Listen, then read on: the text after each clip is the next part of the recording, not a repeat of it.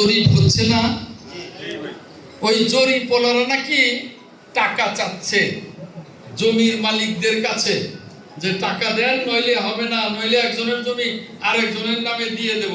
তাই তো হয়, জরিপওয়ালারা তাই করে না? একটা যদি এরকম কেউ কারুরটা করা হয়, আপনাদের বলি যারা এখানে উপস্থিত নাই তাদের কাছে পৌঁছে দেবেন, একটি টাকা দেবেন না ওই জরিপওয়ালাদের। ওদের যারা বস, আমি ইউনূস সাহেবকে বলেছি তার টেলিফোন নাম্বার দেবেন, তার বসের টেলিফোন নাম্বার দেবেন। ভূমি মন্ত্রী আর প্রতিমন্ত্রীর টেলিফোন নাম্বার আমার জানা আছে, তারা একসাথেই আমরা পার্লামেন্টে বসি, একসাথেই কাছাকাছি অফিস।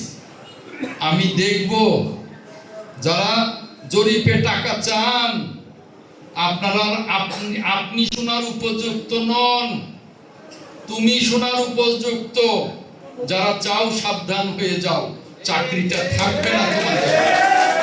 আর যদি একটা জমি উলট পালট করো, আমি দেখে নেব তোমাদের বাড়ি কোথায়, আমি দেখে নেব। কথা খুব পরিষ্কার। সখীপুরে এসেছো, যথাযথভাবে জরিপ করবে, যার জায়গা তাকে দেবে, নইলে সখীপুরের সেবক, সখীপুরের কামলা, মুক্তিযোদ্ধা মন্ত্রী অ্যাডভোকেট আহমেদ আজম খান বসে থাকবে না। খুব পরিষ্কার কথা আমার কাছে। আমি ওই পেঁচিয়ে পুচিয়ে কথা বলা পছন্দ করি না, একেবারে সোজা সাপটা কথা বলার মানুষ, সোজা সাপটা কথা বললাম। ভালো থাকবেন আপনারা। এরপরেও